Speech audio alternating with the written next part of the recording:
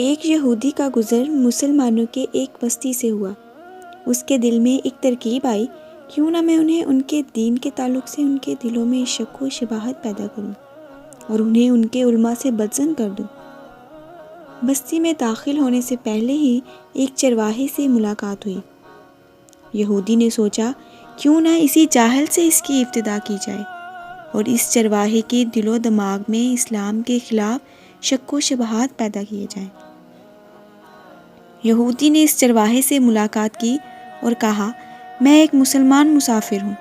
باتوں ہی باتوں میں یہودی کہنے لگا، ہم مسلمان قرآن مجید کو یاد کرنے کے لیے کتنی مشقت اٹھاتے ہیں، جبکہ یہ قرآن 30 اجزاء پر مشتمل ہے، لیکن قرآن میں بے شمار آیتیں متشابہ ہیں جو ایک ہی جیسی ہیں، بار بار دہرانے کی کیا ضرورت ہے؟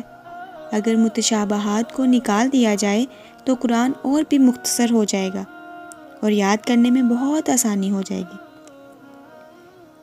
چرواہا اس کی بات غور سے سنتا رہا اور خاموش رہا۔ جب یہودی کی بات مکمل ہوئی تو چرواہے نے کہا، واہ، تمہارا خیال تو بہت اچھا ہے۔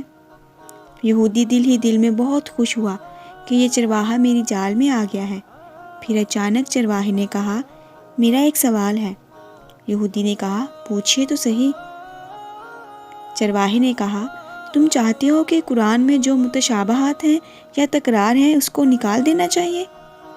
یہودی کہتا، ہاں بالکل، میرا یہی خیال ہے کہ جو آیت ایک مرتبہ سے زیادہ ہو اس کو قرآن سے خارج کر دیا جائے تو قرآن مختصر ہو جائے گا اور یاد کرنے میں بھی آسانی ہوگی۔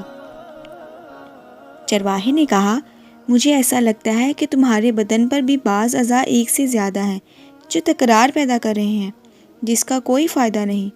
کیوں نہ تمہارے 2 ہاتھوں میں سے ایک ہاتھ کو کاٹ دیا جائے، 2 پیروں میں سے ایک ہی پیر رکھا جائے، اس لیے کہ یہ تکرار ہے۔ 2 آنکھوں کی کیا ضرورت؟ کام تو ایک آنکھ سے بھی پورا ہو سکتا ہے۔ کیوں نہ تمہاری ایک آنکھ بھی نکال دی جائے؟